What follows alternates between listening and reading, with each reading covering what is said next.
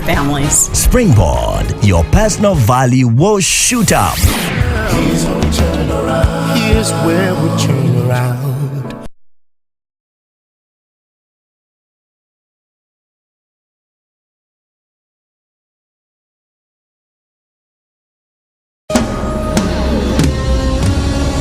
Many of us stand the chance of becoming victims of globalization, not the shakers and the movers. That a great man was asked, how do you bring up children? And he said, the first is by example, the second by example, and the third by example. What are the top 10 things? Albert, I should confess to you, it's a very difficult subject you're handling. If you ever found Kelly in... To learn is a skill. The willingness to learn is a choice. And that quote is from Brian Herbert, live from digital address GA09933341. Good evening, and with that quote from American author Brian Herbert, I welcome you to join 99.7 FM to our African Excellence series on Springboard Virtual University. If our continent will be great, it starts with conversations about what excellence represents.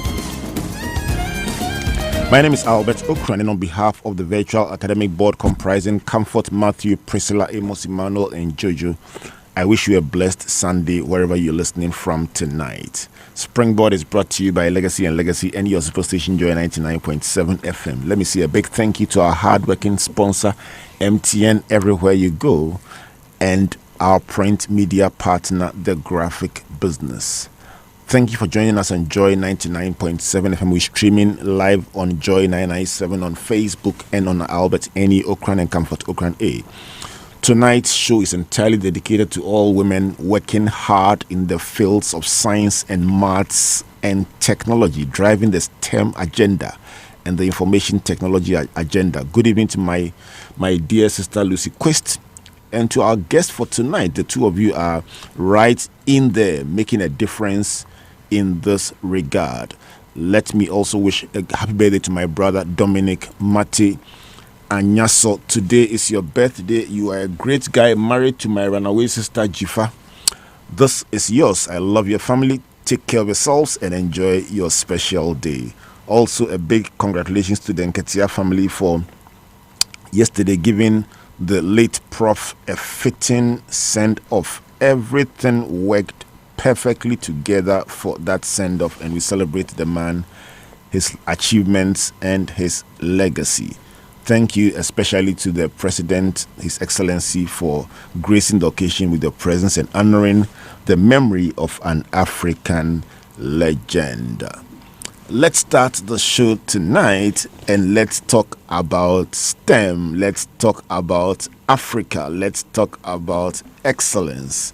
The National Science and Maths Quiz is one of those events that started small but has now assumed a national character. It's called the National Science and Maths Quiz, a national character. Just like the Springboard Roadshow, it originally had the interest of a minority, mainly the participants and their schools that came to clap for them. But today it's a national event with all students calling emergency meetings when their school gets kicked out, headmasters and headmistresses being evaluated on the performance of their students, people trolling each other when their schools get kicked out, in intense national interest and international interest on the live broadcast of each event. And one person who has been right in the center of this revolution is the legendary quiz mistress herself. And for those of you who think it's all just about a missing handbag, please, there's much more to her than a handbag. Dr. Elsie Effah Kaufmann is the senior lecturer in the Department of Biomedical Engineering at the University of Ghana and the president of the Ghana Society of Biomedical Engineers. Dr. Kaufmann, welcome to Springboard. Thank you very much. Good to see you. Good to see you also. It's been a while. Yes. When you arrived, I asked my security to guard your bag very jealously, just to be sure there will be no problem. But it's good to see you. Thanks for making time to join us on the show. Yes. So, what exactly is a biomedical engineer? I mean, the name sounds very frightening. Oh, it's not frightening at all. Biomedical engineers apply science, technology, mathematics, and all the various other types of engineering to solve problems in biology and healthcare. Right. So it's very broad in scope. We do a little bit of everything, but our main interest is to solve problems in biology and healthcare. So in the area of healthcare, what do? Are you interested in epidemics, in diagnosis, in cure? In what area of healthcare does your field? What kinds of problems are you interested in solving? All right, everything you've mentioned. Including everything. Yes. So there are many different subdisciplines. In Ghana here, you will recognize biomedical engineers for the work they do as clinical engineers. So you find them in the hospitals. In the hospitals, they are responsible for the management of the health care devices. A stethoscope is a medical device, right? Right. Monitor, patient monitor. So all those medical devices are under the control and supervision of biomedical engineers in the hospitals. But that's only one small, narrow part of biomedical engineering. I, for example, was trained in tissue engineering.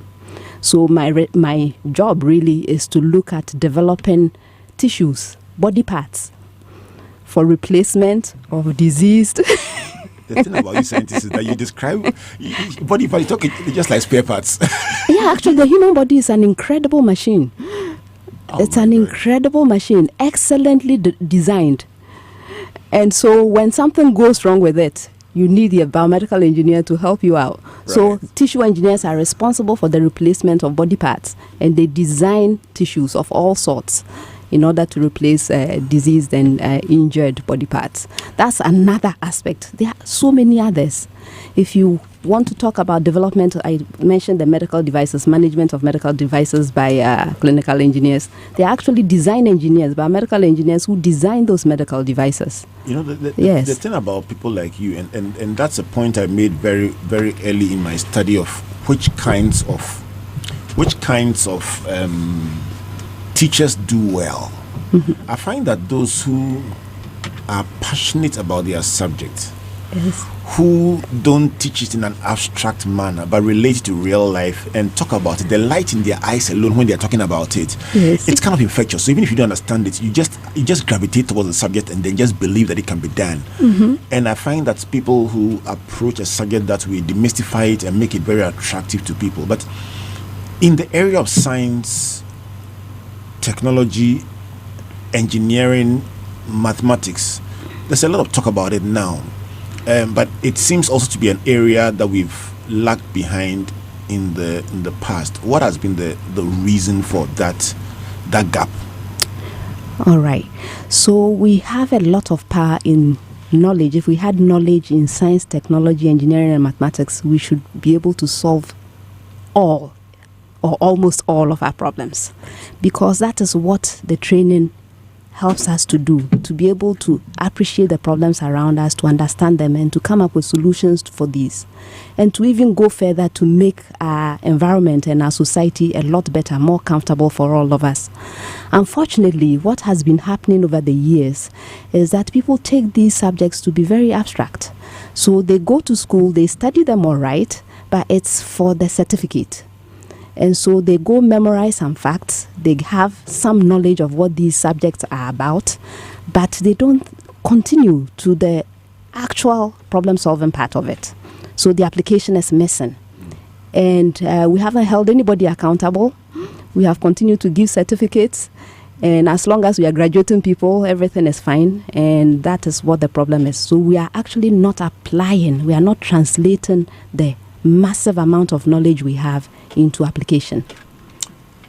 To the extent that we cannot, and at our Springboard global convocation this year, we were looking at the digital revolution, and the various speakers talked about how the world is changing by the power of information technology, mm-hmm, and also a prediction of how the world will be like as technology continues to transform the way we live, the way we sell, the way we do everything. When it got to his turn to give the keynote address, Dr. Otabil threw a huge challenge to everyone present. And his issue was very simple. He says, Africa's biggest problems are very, very evident. Food, sanitation, healthcare. So if we want technology to be seen as a game changer, we must point to significant solutions that technology is bringing in these areas, not just in one or two pilot cases, but massive changes in either the amount of food that we grow, the cost and availability or price of food, and then also healthcare accessibility, record keeping, any of these key problem areas. If we could point to significant solutions in that area, then technology will be that thing that we celebrate. Otherwise, it could end up being another form of colonialism or something that we talk about, but really can't point to big things that it's doing. What do you think of that idea? I'll have to agree because it's supposed to be a way of life. You get knowledge in a particular discipline in order to equip you to deal with your reality. And so if your reality is problems with food, problems with healthcare, and you are not addressing your knowledge to solving those problems, how useful is it? We can't copy other people.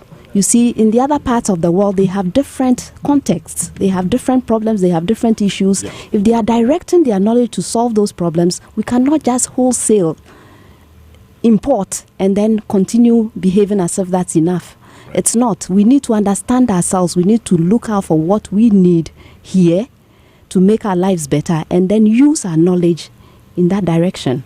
So I agree. I have to agree. So this whole African Excellence series is about talking to people who are making a difference in specific fields and asking them about what can make this continent great. What can we do differently from what we are doing now? How can the areas you are involved in contribute to this whole journey towards greatness in Africa? And one may say, listen, we are so far behind, there's no point. But everything that has changed has started with a conversation about it. What should we do differently? What should we stop? What should we start? What should we do more of? From where you stand, every year you become the boss. The attention of all schools in Ghana turns towards you, and you hold in your hands the questions that will make a school either win or lose. Let me find out about the science and maths quiz. I mean, how serious has it become as an issue? I know that people call serious meetings when the results don't go their way, and headmasters are under serious pressure when their schools don't do well. Is this something that comes to your attention sometimes? Yes, it's not sometimes, all the time. Because now the schools are taking everything so seriously. This is serious business. One mistake in a question can send the whole country going nuts for a while. And so it's become very, very serious business. We are trying to make sure that our contestants and the schools also appreciate that it is not enough by itself, you see. So it's a quiz program after all. It has certain objectives which we try to meet. What are the objectives? The objectives are to get people excited about science and math, to get the schools to compete in a healthy manner, and to basically improve the study of science and math in this country. And we are doing that. So whenever the students get together and they show what they have been learning, and they encourage others, the program encourages others to continue learning and to show what they have, I think we are meeting the objective. Right. But it cannot solve all of our problems. It cannot. But it's a good start. It's a very good start because it brings attention to the study of science and math. And even the people that don't understand so well, I hope that during the period we're having our competitions, they try a little harder to understand. You have no choice. It's being shown live on national television, so you watch it and you will learn one or two things. I hope so. I try very hard to get even the audience to participate once in a while. So if there's a question that the contestants don't answer, sometimes I throw it to the audience and some people are able to answer. Two things I would like to find out. Do you have a sense of the level of preparation that these schools go through? I hear sometimes the students are given special dispensation. They don't go through their regular learning regime. They get special teachers. I mean, has it come to your attention the amount of investment these schools are making just so the candidates that they put on this platform are properly prepared? I have an idea. I don't know firsthand because I don't fraternize particularly with any school. Right. So I don't know the details of their preparation, and some of them are very secretive about these preparations. So you see that sometimes at the when I introduce the contestants, I ask them what they did to prepare for the contest, and they don't want to talk about it. They are trade secrets. Yes, so some of them keep their preparations very secret, but I know there are a lot of schools that are spending a lot of effort. They are spending money. They are using time, precious time, and some contestants do get special treatment, especially from old boys and girls. Special diet. How does it make you feel to know that something that you are a part of is such a huge issue, not just for the schools but across the nation? I'm humbled. Honestly, I every time I get an opportunity to host the program and I see the very bright young people, the potential we have in this country, and I'm part of it, it makes me feel very good. And I'm very, very honored to be part of such a great initiative. Are we doing well? We are doing well. We are improving every year because the stakes are getting higher and higher. I look at the questions we used to ask 10 years ago, and if we try to bring those questions to the contest now, it will be a joke. So the level of difficulty seems to be going up, and the students are living up to it. So we are improving in that context, and there is more also awareness also of what needs to be done to get even better. So I think in terms of the program, it's improving. In terms of the caliber of students who are coming, I see improvement. And if we can get the other things that are necessary to support this great initiative, then we will be doing well. Right. So if you just joined us tonight, this is the African Excellence Series on Springboard, a virtual university. My guest for tonight, Dr. Elsie Effah Kaufmann. She is the legendary quiz mistress. In fact, when she came, I took out my notebook and asked for that today. She would ask me any questions because you can't tell. A quiz mistress is always a quiz mistress. My mother was a head teacher, so even when she comes home, halfway through, at any time, she can just change and put on a teacher garment and then do her things. So I don't trust these teachers. They can change at any time. So I'm holding my notebook in preparation just in case the science questions start coming. But her objectives that she's outlined for the science and maths quiz, just for the benefit of those of you who just watch it, is excitement, to create excitement about STEM, to create healthy competition, and then to improve the study of science and mathematics in our schools. Obviously, these objectives are largely being met. She's also described a raising of the standard of study. She says the questions that were asked 10 years ago, if they brought them right now, it would be almost like a joke because the bar is being raised higher and higher and higher, and that can only bode well for our nation. Let me come to you as a person and the person in whose hand the power resides to say yes, no, correct, wrong, and disqualified. How much pressure do you carry in playing this role? I actually don't think too much about the pressure while I'm doing it. I actually go out there to interact with these bright young people, to bring life to every single question, and to actually enjoy myself. When you see me at the expense of other people. Oh, no, it's not at anyone's expense. I do enjoy what I do. It's obvious. So when I get up there, I am not thinking too much about the pressure. I am there to do the best I can, and it takes a lot of work, a lot of preparation, and it's an opportunity to actually see the thing live, to actually have it happen, because I imagine what the contest would be like ahead of time. I do all the preparation towards it, and then when it actually happens, it's a good feeling to know that it's a good thing. Do you find that sometimes people get upset at you and blame you instead of themselves for the outcomes? Oh, isn't that human nature? Whenever a school loses a contest, I suddenly become the enemy. Wow. When they win, they won. When they lose, the quiz mistress yes, sorted all the questions at the last minute and gave them the most difficult ones. Wow. And there are people who bear grudges for years. I met a young man about 2 years ago who told me that he's been upset at me for 5 years because the school lost. And it was me, because it was the last question. I think it was a riddle, and the school gave an answer, and I said no, but he was sure that it was the right answer. Wow. And so he's been angry at me for 5 years. Was he the actual participant, or he was an observer? He was an observer. And he was angry for 5 years. For 5 years. 21 minutes past the hour of 7. If you just joined us, we are unraveling the science and maths quiz. If you are planning to participate, please listen tonight, because the things that you are hearing, they will help you. If you are also a head teacher, please listen. If you are a parent, please listen. If you are an observer, please listen, but don't get angry. It will help you. All right. So, in the African Excellence series, we are trying to find out how all these can help us become better as a continent, as a nation.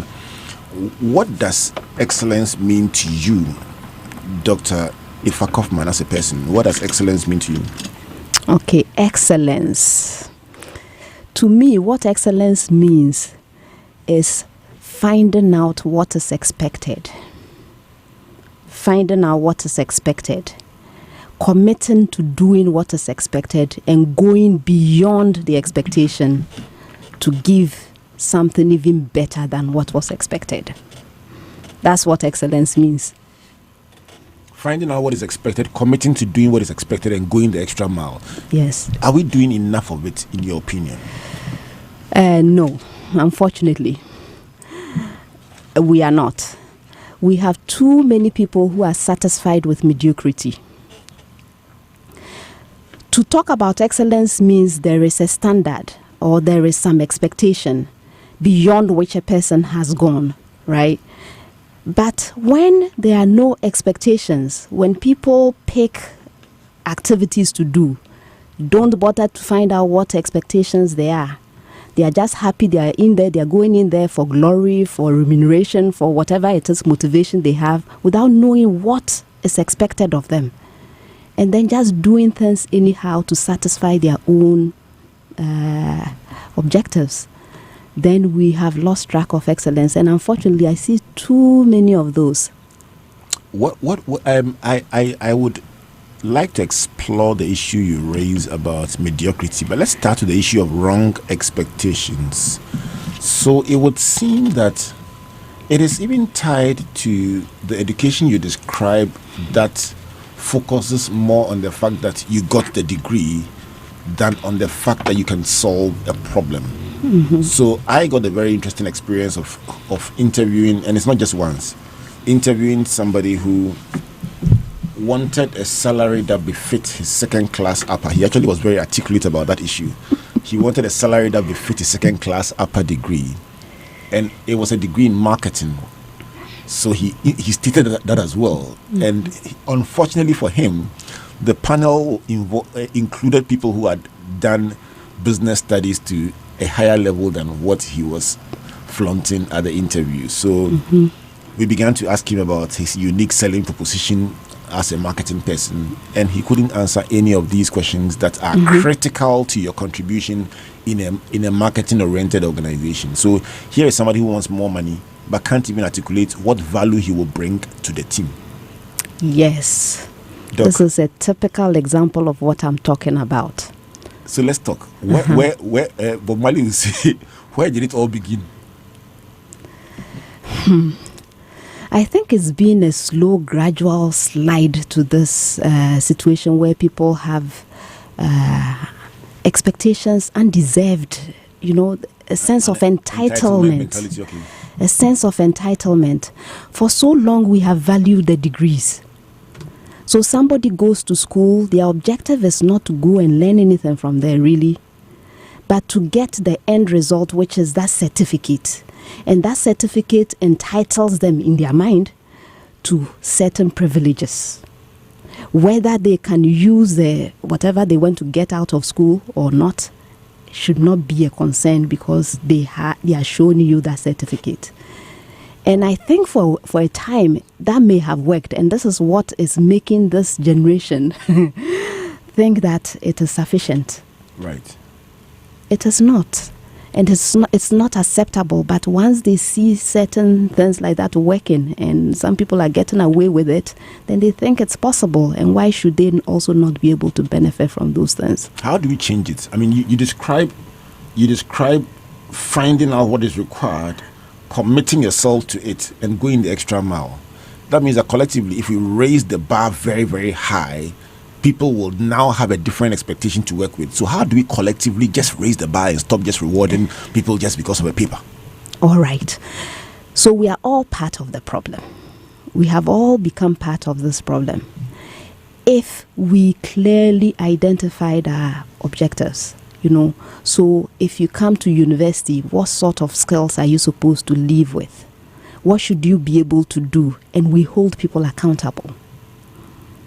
When that doesn't happen, we will learn to live by some standard, But as it is now, for many, in fact, if I'm not afraid, I'll say even the whole country, do we know what we are about? What are we trying to achieve as a country?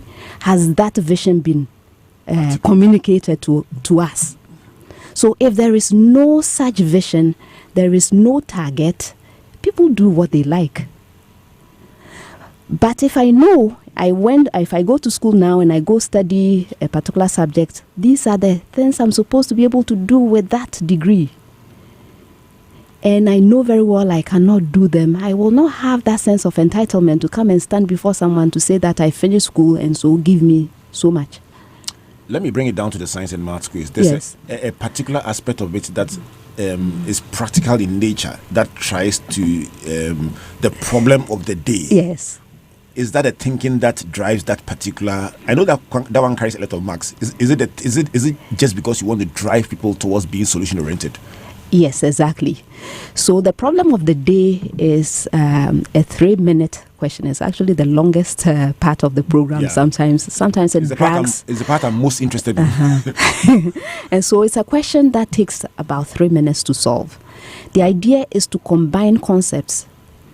And so it's not just a simple question like the ones you have in the first round where it's more direct. If you are able to... No, it's actually, those are not also true. These days we are changing a little bit. We have more application type questions.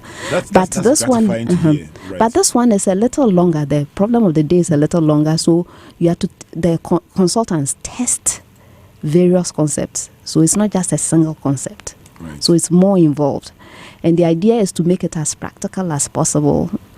And so, yes, it's supposed to help our students think a little deeper, instead of just the fast-paced, fast answers type of answers that we get for the other rounds. If you did an evaluation of the contribution of the science and maths quiz to African excellence, what would, in your opinion, what would be the biggest contribution that this quiz has made in our quest for excellence as a continent, or a nation for that matter? Okay, I'll talk about Ghana. Right. We have a lot more students. Right, this is a national science and math quiz. It's actually national in nature. We have regional competitions. Now we have more regions, but up until we had all the regions, we had 10 regional competitions. All 10 regions, all schools are invited. And so you can imagine the number of students who are studying harder because they want an opportunity to participate. Right. You can imagine the number of students who actually study beyond what is expected to be excellent. Right. Just to be able to participate. There are some students, they tell me, because I interact with students from basic school all the way up to university. And there are some students who are actually planning to go to certain schools because of their opportunity to participate in the National Science and Math Quiz. They study harder. And that's what brings the pressure. When the schools don't do well, people don't choose those schools because they think they are not good. You won't believe how just the fact that some schools that people didn't call Ivy League, I mean, they're not the big names, make it to the quarterfinals, semi-finals, and finals. Yes. The demand for those schools goes up at the selection stage. Exactly. Yes. And even at the university level, when a student, a senior high school student, gets a chance to come to Accra, to come to University of Ghana and see that campus, that's enough to make them want to apply to University of Ghana. And I've seen many students like that who have decided to come to University of Ghana because of the opportunity they had to spend some time there. I'm going to take a break and play you some music so you catch your breath. When we come back, we'll go to segment 3, the problem of the day. All right, I have a message from Lucy Quist, who is your partner in crime the two of you making a difference in science, technology, and maths. Lucy says Elsie is the best, a true gem in shaping practical STEM education. Lucy, we are clapping for you here in the studio. Yourself, you are, as I say in the language of the young people, you do all. So we are grateful to people like you and Lucy for what you do, and just excited that it's the landscape is changing, but there's so much more that we can do. What type of song do you like? What type of music? I listen to everything. Will you play classical music today? Oh, Handel's Messiah. Tell find Handel's Messiah.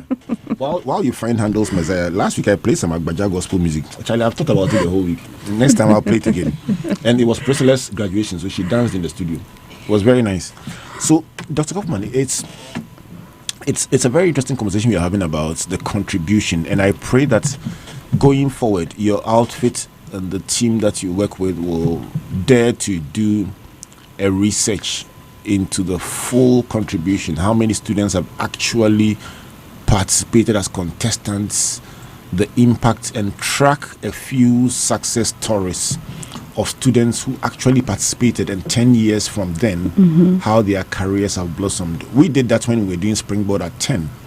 And we compiled 80 stories of participants at Springboard who had gone on to become significant achievers. And just by that publication, it strengthened the arms of our sponsors, our partners, and stakeholders to say, wow, if this is what this program has achieved, it's worth continuing with it. And for your own person, you've invested so much of your life into this, it will just be very gratifying to see the results of the effort that you've put in. But our interest tonight will be about how to escalate this to become very big. And when we come back from the musical break, I'll also be trying to find out I'll be trying to find out about a very sensitive issue, cheating in examinations, and how it fits into the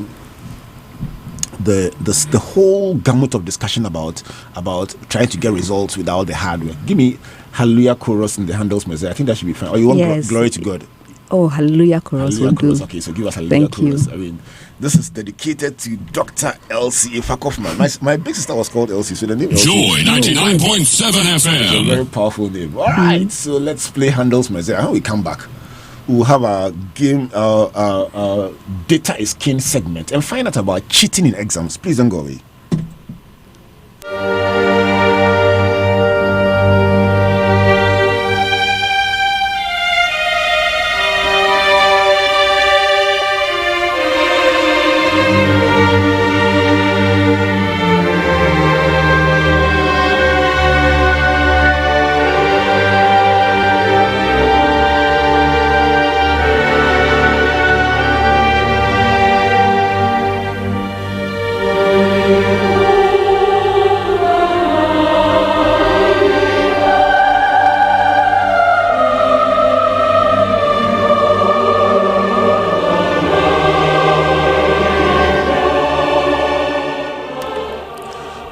.35 minutes past the hour of 7 o'clock. If you just joined us, this is Joy 99.7 FM, and that was the Handel's Messiah, All We Like Sheep.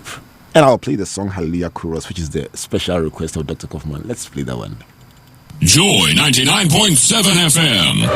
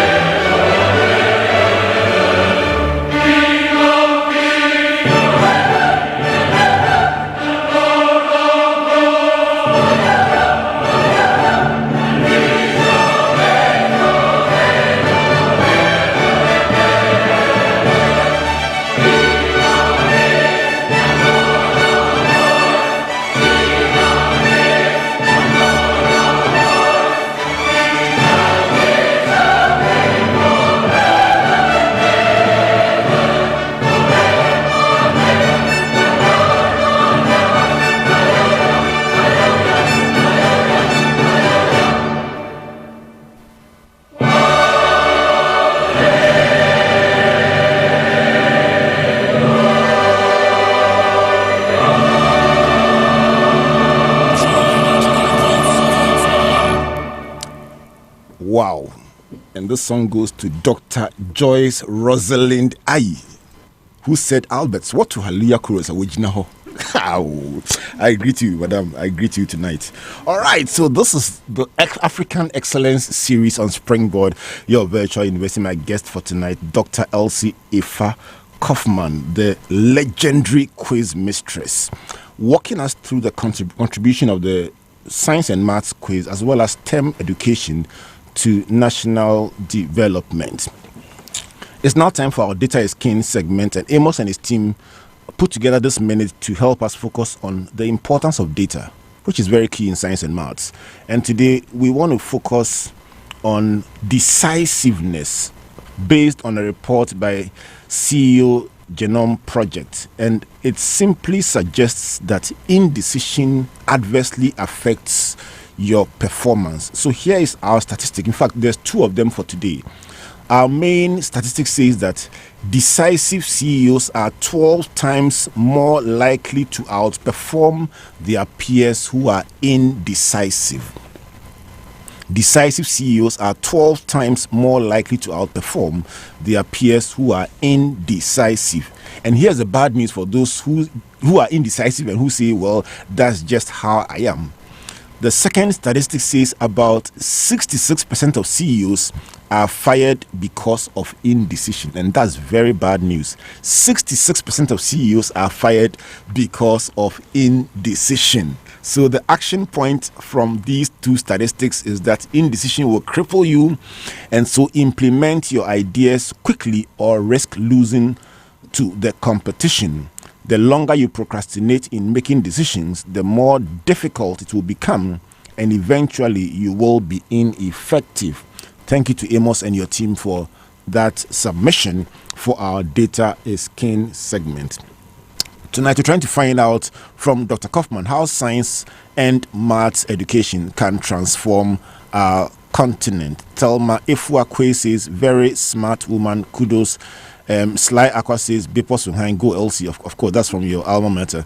Eddie Castor says, wonderful, great contribution to womanhood. Ghana is so proud of you, madam. Barbara Dejo says, keep pressing on Dr. Elsie. Richie Lai says, tell them. Hey, I'm sure something that you're saying is really registering with Richie.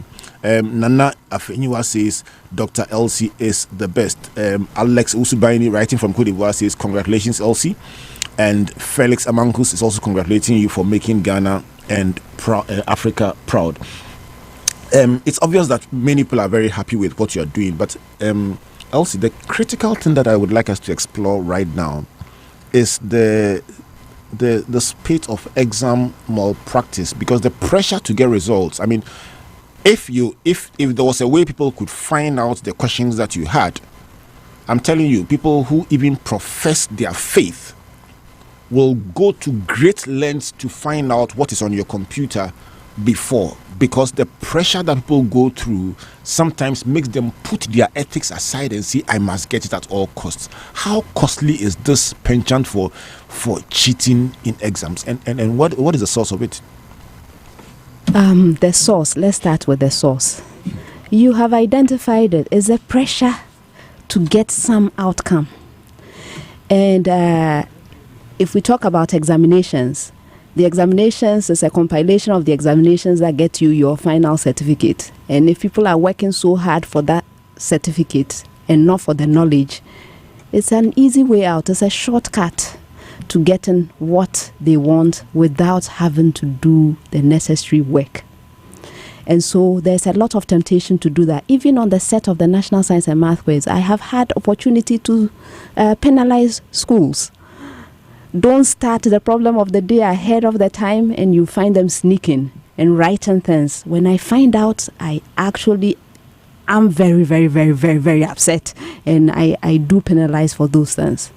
So, yes, an unfair advantage, trying to get an unfair advantage in a situation, it's the pressure to get an outcome without going through the necessary steps. But as my mother always says, there is a pattern to life. That if you start counting from 1, you need to go to 2, 3, 4 before you get to 10. If you jump, you will have a way of having to come back in order to continue the counting before you can reach where you need to. So every time somebody participates in malpractice, there is a consequence to it. First, they don't gain the knowledge they are supposed to get. And next, there is a way nature will get you to come back. And so you form this, you actually get held back from making progress. The other thing is that if this goes unpunished, it becomes acceptable. And then just like what I was talking about, the mediocrity that has become part of us for some reason, when we see more and more of such incidents and we do nothing about it, it becomes part of us. And so it's a very dangerous thing, which we need to stop. Can you imagine a pilot who cheated in exams and is handling the controls of your plane? Or a biomedical engineer who didn't study the necessary courses and has designed a medical implant. Unbelievable. I tell my students, you need to do well, and I need to make sure you are doing well, because I may be at the receiving end. I'll wake up from a coma one day, God forbid, and then I'll be told I got an implant.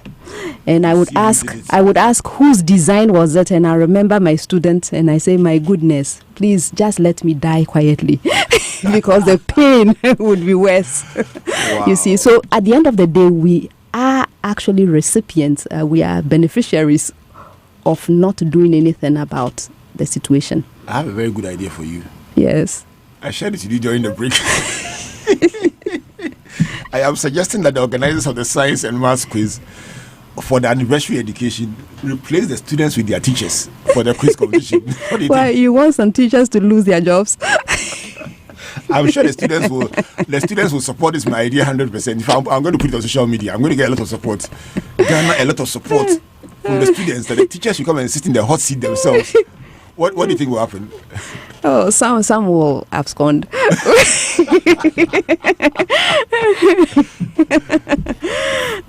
14 minutes to the hour of 8 o'clock. Then the phone lines are open 0302 216541. If you want to interact with our guest, Dr. Kaufmann, just call into the show 0302216541. Have you participated in the quiz before? Did it go well or didn't it go well? Did you mean her, as they say in pidgin English, did you mean her, or you took it in good faith? And by the way, if you watch your school and your school does well, do you blame your school doesn't do well? Do you blame the headmistress or the quiz mistress, or you blame yourselves for the outcomes?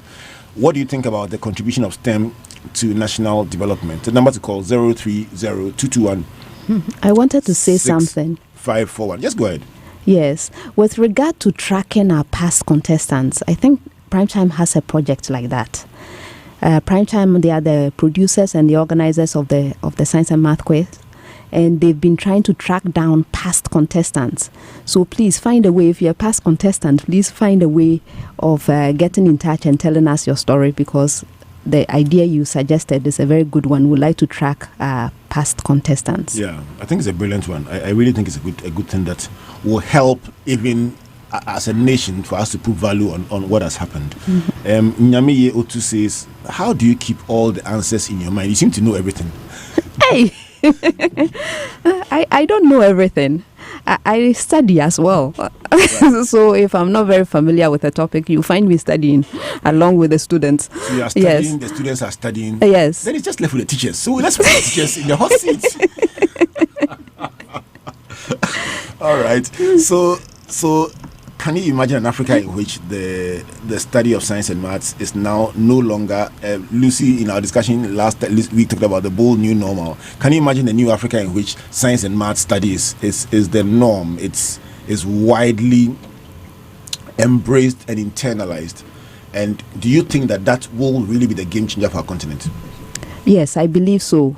That would be an exciting new Ghana for us, to actually see people studying science and math, to see it as part of life, to see the application of science and math in everyday life, and to actually use the knowledge to address our own issues here.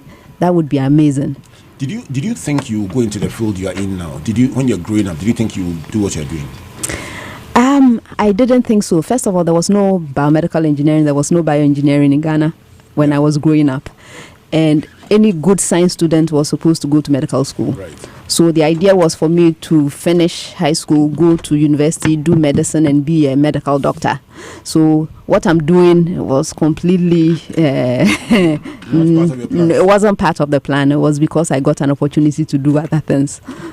But it just confirms the fact that for many people, what they will do in their careers probably don't even exist at the time they are taking their education. It's one of the findings of some of the research we are doing about the future of work. Yes, absolutely. The World Economic Forum report that 65% right of those in school now will be doing jobs in the future that don't exist today. Absolutely. You must add that one to your statistics. I know it's there already, but underline it in red. Yes. All right. And so if we don't prepare for that future, right, we might be in trouble. Right. And preparing does not involve memorizing things now. So and has no yes, place. If, for example, your objective is to be a taxi driver in 2030, you are in trouble because there may be no driverless cars. Yes, the driverless cars would have taken over that opportunity. Wow.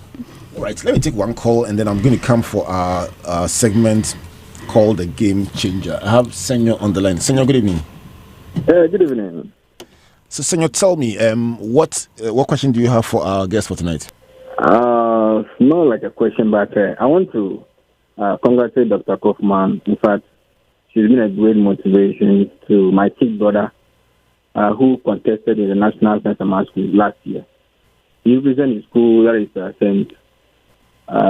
Mary's Junior Seminary at home in the Volta region.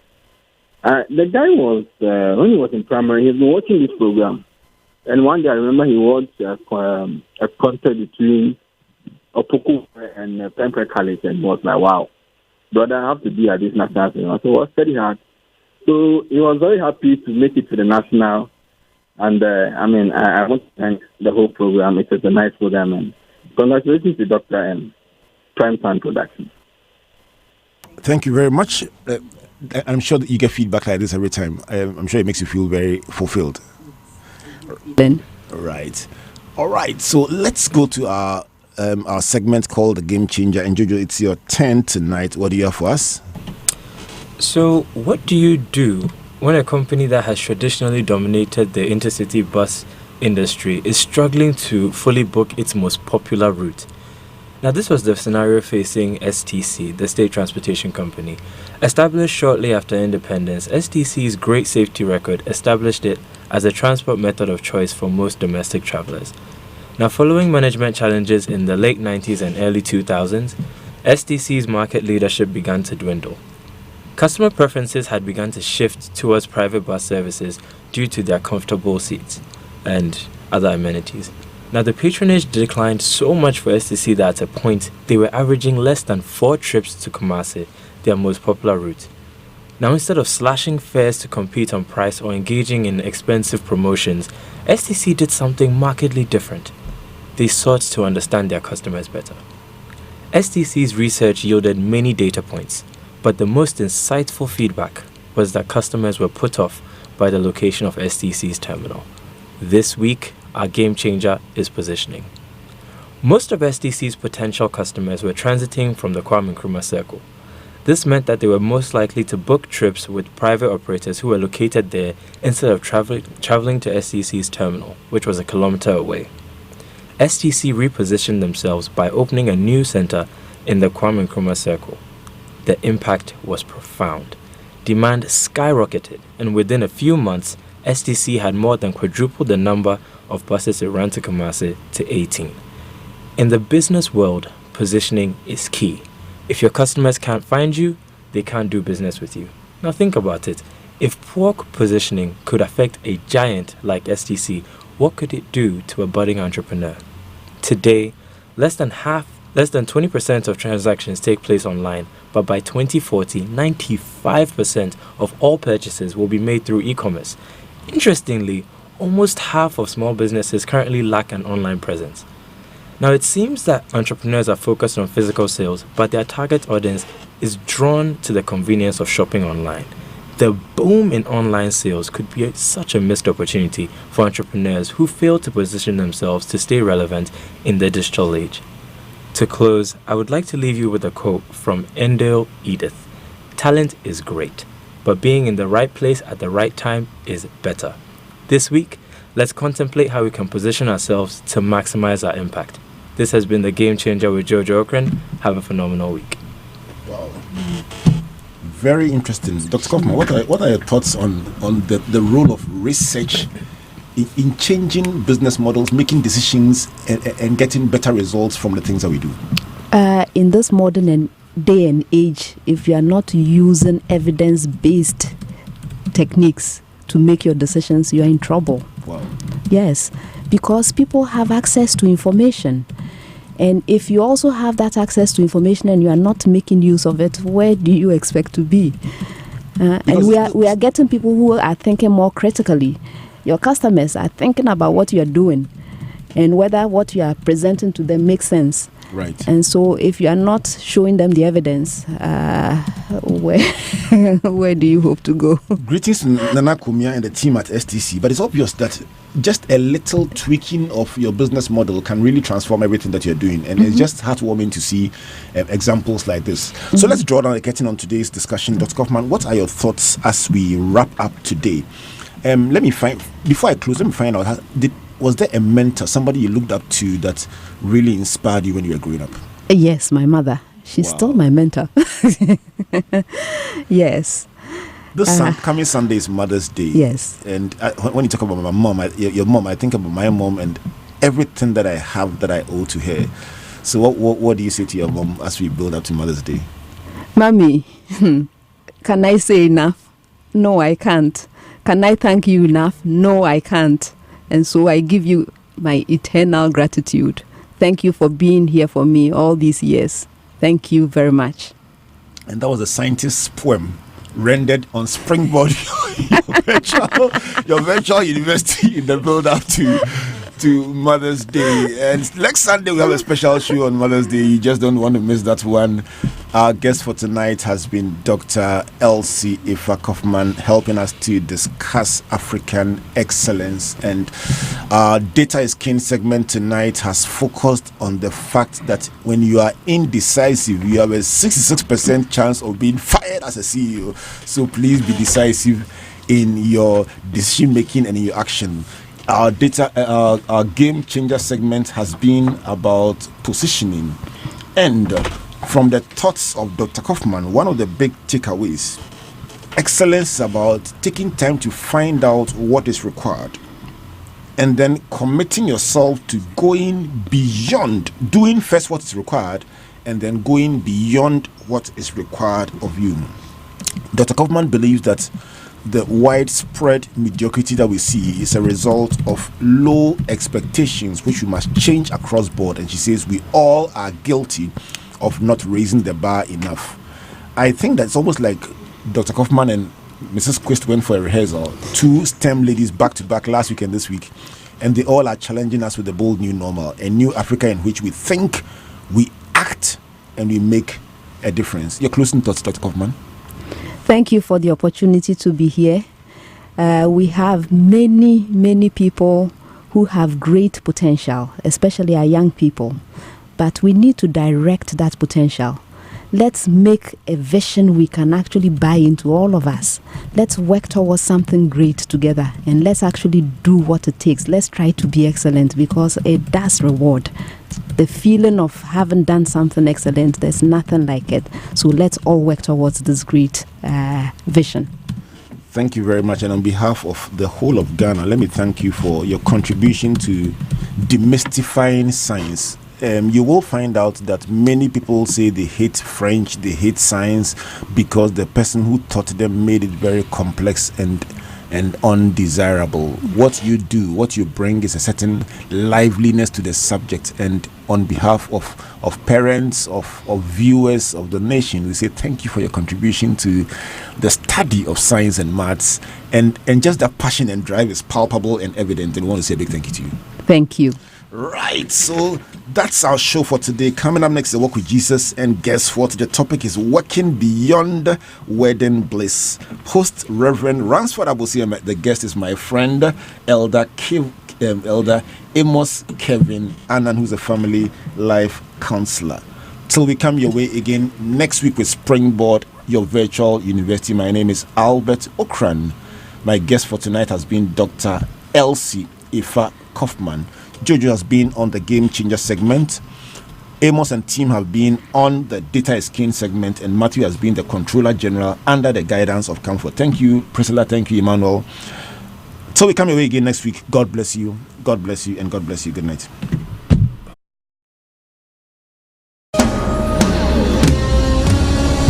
Many of us stand the chance of becoming victims of globalization, not the shakers and the movers. That a great man was asked, how do you bring up children? And he said, the first is by example, the second by example, and the third by example. What are the top 10 things? Albert, I should confess to you, it's